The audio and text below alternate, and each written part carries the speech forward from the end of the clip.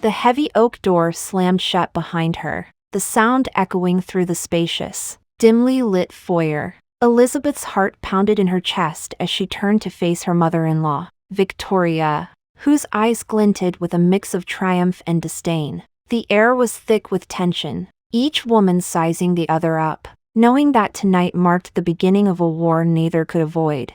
"Sit down, Elizabeth," Victoria commanded, her voice cold and firm. It wasn't a request.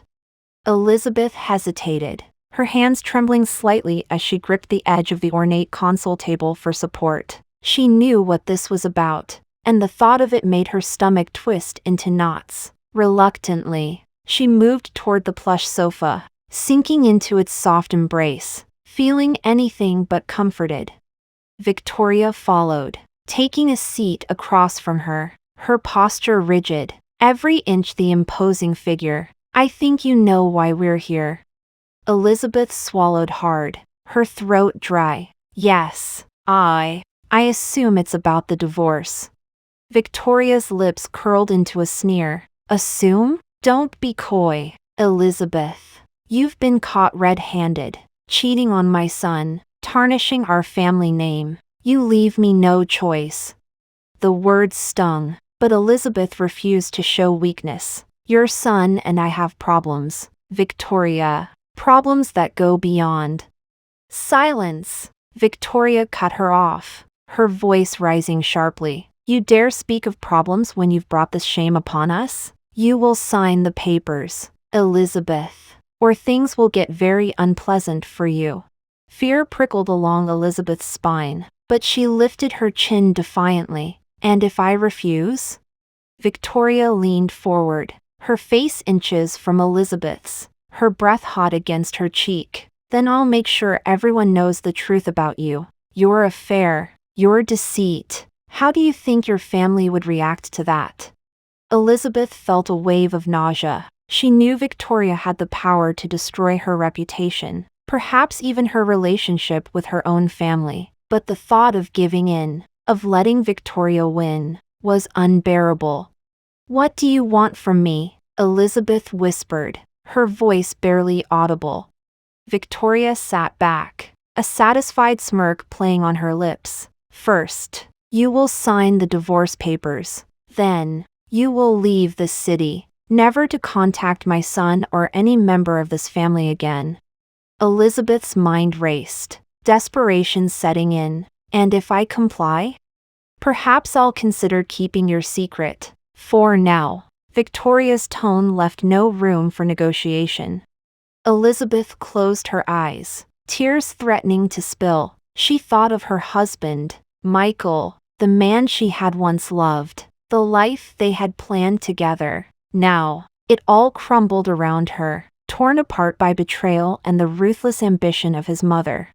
Opening her eyes, she met Victoria's gaze, her resolve hardening. "I'll sign the papers, but I won't leave without seeing Michael one last time. He deserves to hear the truth from me." Victoria considered this, her expression unreadable. After a tense moment, she nodded. "Very well, but make it quick. And remember, Elizabeth, this is your last chance. Cross me again, and there will be consequences." With that, Victoria rose, smoothing out her dress with deliberate movements. "I'll arrange for the papers to be drawn up. You have until tomorrow to say your goodbyes." As Victoria walked away, her heels clicking ominously on the marble floor, Elizabeth sank deeper into the sofa, her world collapsing around her. She knew what she had to do, but the weight of her decisions threatened to crush her. Alone in the vast, silent house, Elizabeth pulled out her phone, scrolling through her contacts until she found Michael's name. Her finger hovered over the call button, her heart pounding in her ears. This was it, one last attempt to salvage what was left of her shattered marriage, one final plea for understanding. Taking a deep breath, she pressed the button, bringing the phone to her ear, waiting as it rang, each second stretching into an eternity. "Liz, is everything okay?" Michael's voice was thick with concern. instantly piercing her heart. "Can we meet? There's something I need to tell you," Elizabeth managed to say, her voice trembling despite her efforts to remain calm. There was a pause on the other end, filled with the static of uncertainty. "Sure. Where and when?" "How about at our favorite spot by the lake? In an hour?" Elizabeth suggested, hoping the familiar setting might soften the blow of what she had to reveal. "Okay, I'll be there," Michael agreed, his tone now tinged with curiosity rather than alarm. Ending the call, Elizabeth stood up from the sofa, her body feeling heavy as she moved toward the door. She stepped out into the chilly night air, the cool breeze stinging her face, mirroring the cold dread settling in her chest. Arriving at the lakeside, she found Michael already there, his silhouette standing out against the dark water. As she approached, he turned to face her, his expression a mix of anticipation and worry. "Hey," he greeted her softly, his eyes searching her face for clues. "Hi," Elizabeth replied, her voice barely above a whisper. "Thanks for coming." They stood in silence for a moment, the only sound the gentle lapping of the water against the shore. Elizabeth took a deep breath, steeling herself for what she had to say. "Michael, there's no easy way to say this, but I've been unfaithful," she confessed, her words hanging heavily in the air between them. Michael's face contorted in shock, his hands clenching into fists at his sides. "What? How could you?" "I know, and I hate myself for it," Elizabeth pleaded, tears welling up in her eyes. "It started as a mistake, just a moment of weakness, but then it became more complicated." "More complicated?" Michael echoed, his voice rising in disbelief. "You cheated on me, Liz. How is that complicated?" Elizabeth flinched at his harsh tone, but she pressed on, needing him to understand. "I was lost, Michael. Our marriage was falling apart, and I felt so alone. I didn't mean for it to happen, but it did. And now I have to face the consequences." Michael shook his head, taking a step back from her. "Consequences? You think this is just about consequences? This is my life, my heart you're talking about."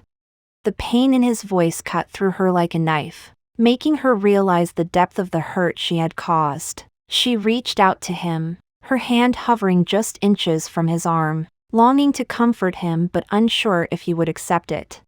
"I never wanted to hurt you, Michael. I love you, and I'm so sorry," she whispered, her voice cracking with emotion.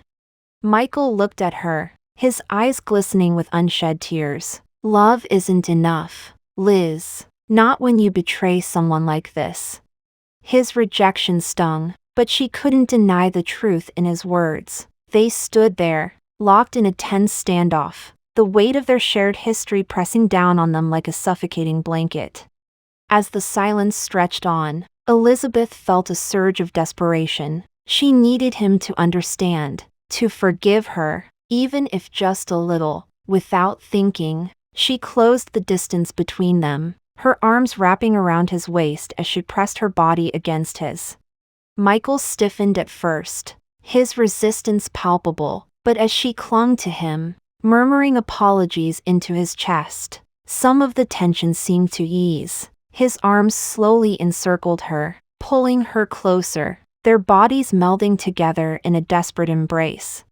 Their lips met in a fierce kiss, a clash of passion and pain, each seeking solace in the other's touch. Elizabeth tasted the salt of his tears on his lips, felt the tremor of his anger in his embrace. Yet still, she couldn't pull away. It was as if they were drowning together, caught in a riptide of their own making. As they broke apart, gasping for air, Michael looked down at her, his eyes dark with a mixture of desire and despair. "This doesn't change anything, Liz," he murmured, his voice raw with emotion. "I know," Elizabeth breathed, her own voice choked with tears. "But let me hold you, just for tonight. Let me try to make things right." even if it's just for a little while. Michael hesitated, his gaze flickering over her face, searching for any sign of insincerity. Finding none, he nodded, his grip tightening around her. They stood there, wrapped in each other's arms, the world fading away until nothing existed but the two of them and the aching need to bridge the chasm that separated them. As the night deepened around them, they sank to the ground, their bodies entwined in a tangle of limbs and emotions. Elizabeth kissed his neck, his jaw, his eyelids, each touch a plea for forgiveness, a promise of redemption. Michael responded in kind, his hands exploring her body with a tender urgency, as if trying to reclaim what had been lost. Their clothes slipped away, discarded in the grass, leaving them bare and exposed not only to each other but to the raw honesty of their feelings. Elizabeth traced the lines of his muscles with her fingertips, marveling at the strength beneath the surface, the vulnerability hidden within. "I'm sorry," she whispered again, her lips brushing against his skin. "Shoo," Michael hushed her, his fingers tangling in her hair. "Just be here with me now." Their lovemaking was slow and deliberate, each movement a testament to their lingering connection, each sigh a confession of their enduring affection. Elizabeth felt every inch of him, memorizing the feel of his skin against hers, the rhythm of his breath mingling with her own. As they climaxed together, their bodies shuddering with release, Elizabeth clung to Michael, her heart pounding against his chest. They lay there, spent and silent, the stars above them a silent witness to their turmoil. Eventually, Michael shifted beside her, propping himself on one elbow to look down at her. "What happens now?" he asked, his voice weary but clear. Elizabeth swallowed hard, her throat dry with the weight of her decision. "I don't know," she admitted honestly, "but whatever it is, we'll face it together." Michael nodded, his expression somber but accepting. "Together," he repeated, sealing their pact with a soft kiss. As they lay side by side, watching the moon cast ripples of light across the water, Elizabeth knew that their journey was far from over. But for tonight, in this moment, they were united, bound by the tangled threads of their shared past and uncertain future.